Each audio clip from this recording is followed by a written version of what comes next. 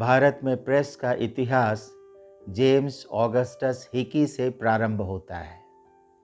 उसे भारतीय प्रेस का संस्थापक माना जाता है। उसने 1780 ईस्वी में द बंगाल गजट नामक एक साप्ताहिक का प्रकाशन किया, जिसे कैलकाटा एडवर्टाइजर एवं हिकी गजट भी कहते हैं। हिकी प्रेस की स्वतंत्रता का प्रबल समर्थक था। अपने साप्ताहिक में ब्रिटिश सरकार की आलोचना के कारण उसका गवर्नर जनरल वॉरेन हेस्टिंग्स के साथ शीघ्र ही संघर्ष शुरू हो गया। वर्ष 1818 में जेम्स सिल्क बकिंघम के संपादकत्व में अंग्रेजी भाषा में कलकत्ता जर्नल का प्रकाशन हुआ। इस पत्र ने एक आदर्श की स्थापना की। अपनी निर्भीकता द्वारा इसने भारतीय पत्रकारिता को एक नई दिशा दी। इसकी स्पष्टवादिता से साम्राज्यवादी अत्यंत बौखला गए।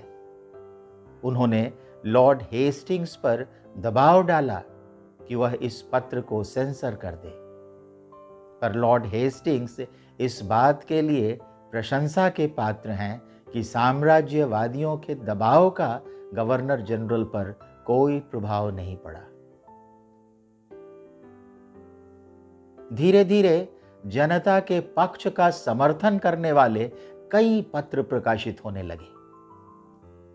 इस दिशा में राम मोहन राय की भूमिका प्रमुख रही, जिन्हें भारत में राष्ट्रवादी प्रेस का संस्थापक माना जाता है। 1821 में बंगला भाषा में प्रकाशित राम मोहन राय की संवाद कौमुदी एवं 1822 ईस्वी में फारसी भाषा में प्रकाशित उनका मिरातुल अखबार भारत में प्रकाशित ऐसे पहले पत्र थे जिनका ओरिएंटेशन स्पष्ट रूप से राष्ट्रवादी था। राम मोहन राय ने अंकुरित होती हुई पत्रकारिता को जो दिशा प्रदान की, उसका व्यापक प्रभाव संपूर्ण देश के जीवन पर पड़ा। निर्भयता पूर्वक जनाधिकार और जनहित का प्रतिनिधित्व करने का आदर्श कायम करके उन्होंने पत्रों को देश में नई चेतना पैदा करने का साधन बनाया। 1826 में उदंत मार्तंड का प्रकाशन हुआ। यह भारत में कलकत्ता से प्रकाशित हिंदी भाषा का पहला समाचार पत्र था, जिसके संस्थापक पंडित युगल किशोर शुक्ल थे। गुजराती भाषा में रस्त गोफ्तर एवं अखबारे सौदागर का प्रकाशन हुआ। बंबई से प्रकाशित रस्त गोफ्तर के संपादक दादा भाई नौरोजी थे, जबकि अखबारे सौदागर का संपादन दादा भाई कावस जी ने किया। यहां मैं गवर्नर जनरल चार्ल्स मेटकाफ का उल्लेख करना चाहूंगा, जिसने 1823 के लाइसेंसिंग रेगुलेशंस को 1835 में निरस्त कर दिया और अपने लिए भारतीय प्रेस का मुक्तिदाता, लिबरेटर ऑफ इंडियन प्रेस की उपाधि अर्जित की। उसे इस कार्य में लॉर्ड मेकाले का सहयोग प्राप्त हुआ, जिसने कहा कि चूंकि सरकार के पास प्रेस में हस्तक्षेप करने की कई अन्य शक्तियां हैं, इसलिए शांति काल में 1823 के अप्रजातांत्रिक लाइसेंसिंग रेगुलेशंस अप्रासंगिक हैं।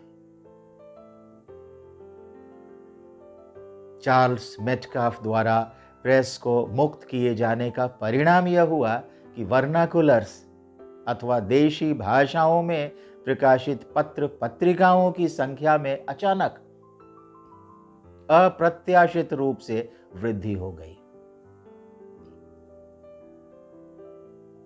यहाँ मैं हिंदी और उर्दू भाषा में प्रकाशित समाचार पत्र पयामे आज़ादी का उल्लेख करना चाहूँगा, जिसके संस्थापक अजीमुल्ला खां थे। दिल्ली से प्रकाशित इस पत्र का संपादन अंतिम मुगल राजा बहादुर शाह जफर के पौत्र मिर्जा बेदर बख्त ने किया। कहा जाता है कि पयामे आज़ादी ने 1857 के विद्रोह में महत्वपूर्ण भूमिका निभाई। ईश्वर चंद्र विद्यासागर ने बंगला भाषा में सोम प्रकाश का प्रकाशन किया। इस पत्र ने राजनैतिक पत्रकारिता के क्षेत्र में एक कीर्तिमान स्थापित किया। एक अन्य महत्वपूर्ण पत्र अमृत बाजार पत्रिका था, जो हेमेंद्र कुमार घोष, शिशिर कुमार घोष एवं मोतीलाल घोष के संयुक्त प्रयास से प्रकाशित हुआ।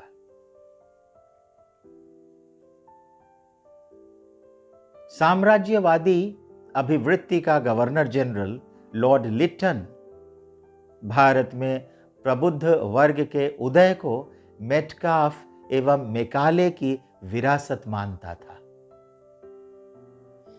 उसने 1878 में वर्नाकुलर प्रेस एक्ट पारित कर देशी भाषाओं में प्रकाशित होने वाले पत्रों पर कई प्रतिबंध लगा दिए और इस प्रकार नए उभरते हुए प्रबुद्ध वर्ग की आवाज को दबाने की कोशिश की। इस अधिनियम को इसी कारण गैगिंग एक्ट भी कहते हैं। 1881 में लॉर्ड रिपन की सरकार द्वारा वर्नाकुलर प्रेस एक्ट को निरस्त कर दिया गया। सुरेंद्रनाथ बैनर्जी के नेतृत्व में इंडियन एसोसिएशन की इसमें प्रमुख भूमिका रही, जिसने वर्नाकुलर प्रेस एक्ट का राष्ट्रव्यापी विरोध किया। इसका उल्लेख मैंने अपने एक अन्य वीडियो में किया है।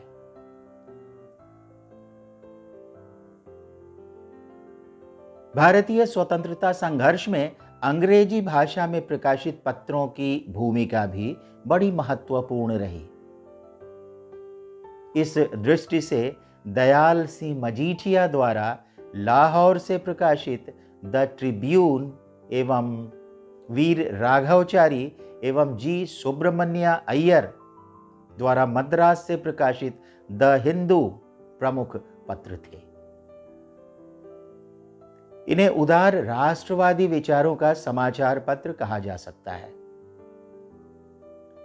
सुरेंद्रनाथ बैनर्जी द्वारा प्रकाशित द बंगाली भी अंग्रेजी भाषा का एक प्रमुख पत्र था, जिसमें प्रकाशित एक लेख के लिए उन्हें ब्रिटिश सरकार द्वारा 2 माह के कारावास की सजा प्रदान की गई।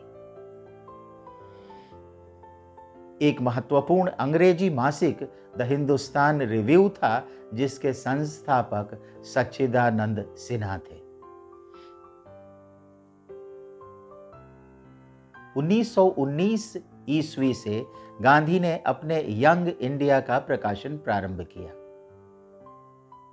इसमें उन्होंने अपने राजनीतिक दर्शन, कार्यक्रम आदि को अभिव्यक्ति प्रदान की।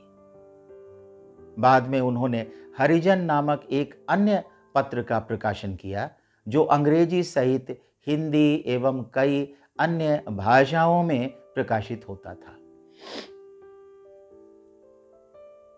इन पत्रों के अतिरिक्त कई अन्य पत्र थे, जिनका स्वतंत्रता संघर्ष के काल में प्रकाशन होता रहा।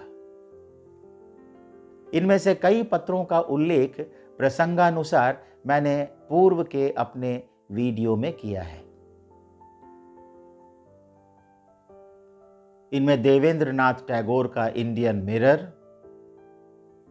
बाल गंगाधर तिलक का मराठा एवं केसरी, एनी बेसेंट का न्यू इंडिया,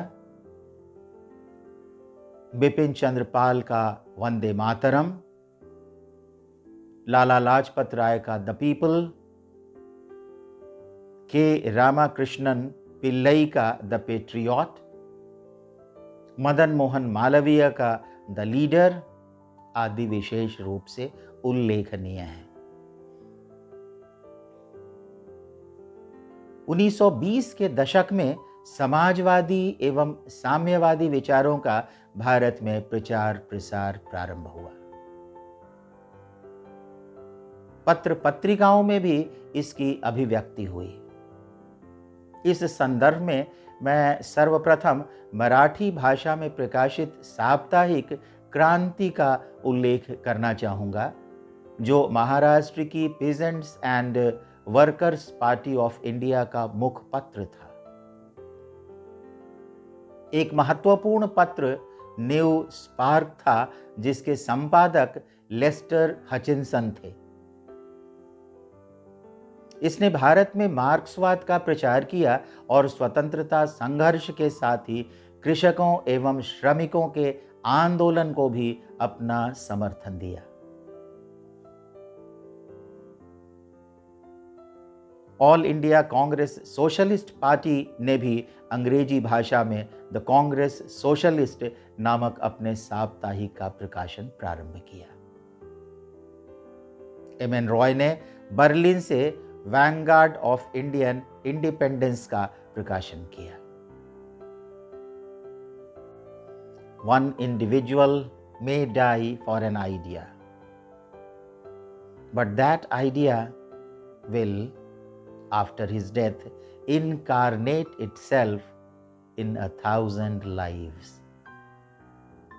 स्वतंत्रता संघर्ष में भारतीय पत्रकारिता ने सुभाष चंद्र बोस के उपर्युक्त कथन को पूरी तरह चरितार्थ किया। Thank you very much.